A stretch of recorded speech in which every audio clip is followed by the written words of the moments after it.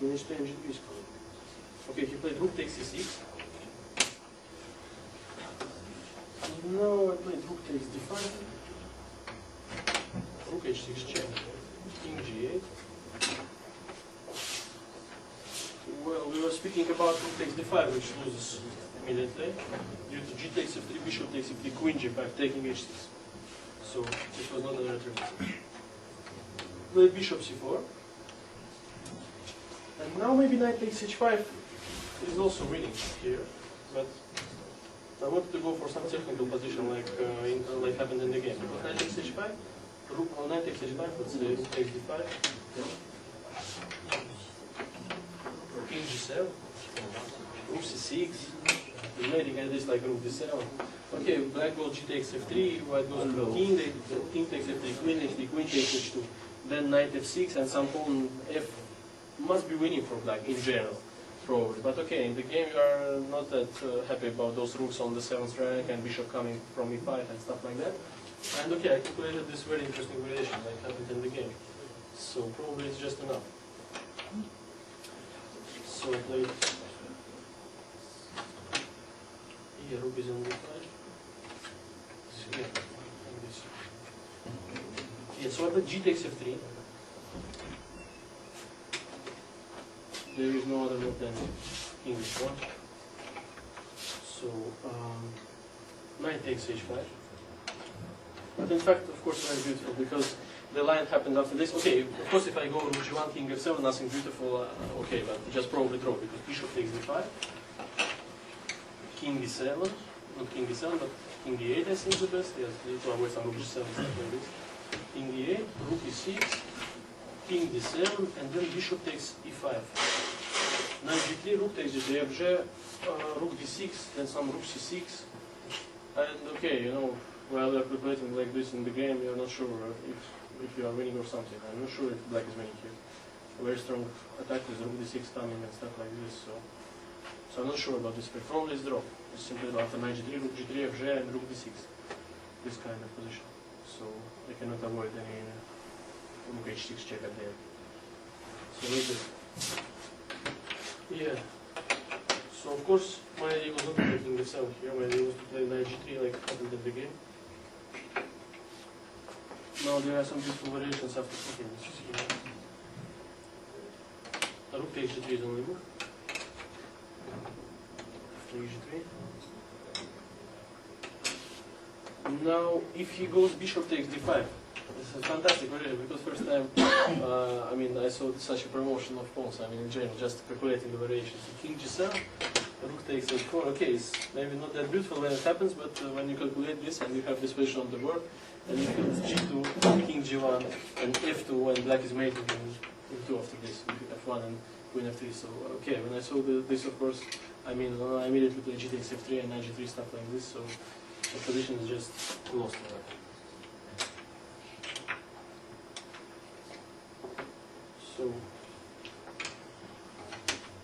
So here instead of taking on h4, I mean in taking on d5 with a check, and taking the queen which loses due to g2, like we saw.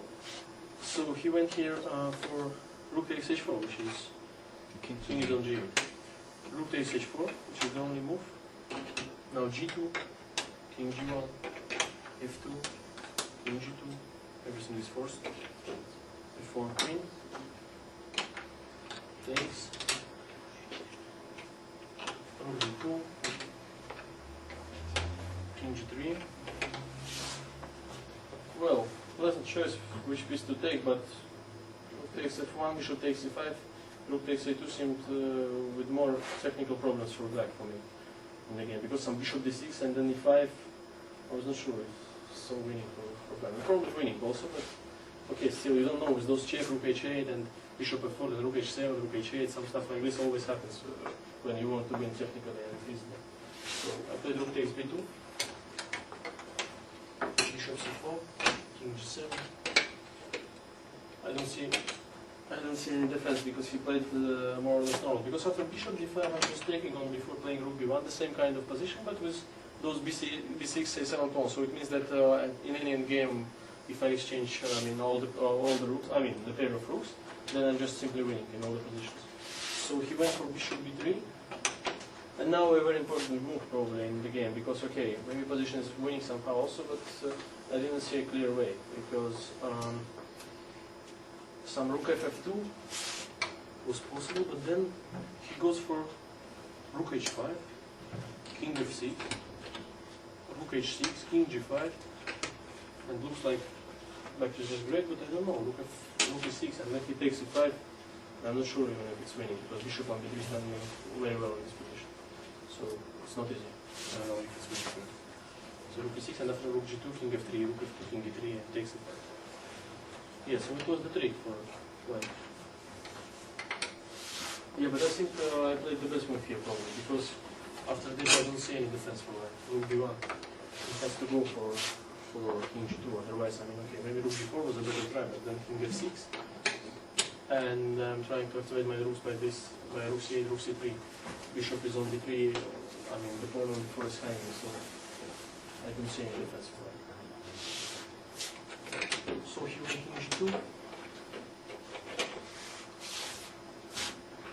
And okay, probably last important move in the game is rook c8.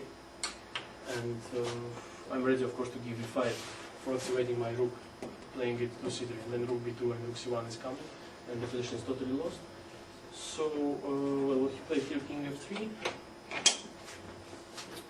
Okay, maybe some king f6 was also possible here, some ideas like, but I was not sure if he goes then king e2, king e3, something like. It's also winning, of course, but after king e2, rook c3, king d2, still some resistance for white. Also losing, I played some rook f3, but king e2 and stuff, but okay, still complicated matters. But here is just the first win, so the rook c3. He can go to the second round because of the rook d2 and mates on the first round then. King g4. Now, again, a strong move from the rook f1 because it just wins by force, probably. So you don't have to calculate any technical position. Just rook f1, and after, if he goes, let's say, king g5, I'm going rook c6. And rook g6.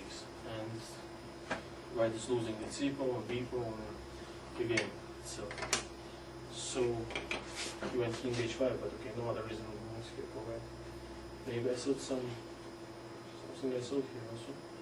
That would nobody knows because of this. Rook h5, rook f4. King g5 and also rook c6. This idea was important. Rook g6. Winning the game. So he played king h5. Was not sure about rook f4, of course, because king f6 is just much easier. The important trick is that after rook g4, so then rook g6, you just play rook h3 and rook h4 takes, and rook f4. I just resolved here. So I went king f6 and well, he resigned here, I think, but after king h6, rook g1 was then, okay, the idea is just to play, in fact the idea is to play rook c8, but here if you play rook c8, it's probably also winning, but you have to calculate on king h7, I don't know, something like this, rook c7, king g8, I don't know, not king h8 or something like this. No need, see. Just play rook g1 and you want rook c8 still, and rook on h4 is just totally killed, as you have to only move rook h5 to bring rook somehow back in the game, but then rook g6 and after king h7, what was the yeah, rook c7, king h8, rook c8, king h7, and rook g7, and has to be done. So this was the game. Yeah, okay.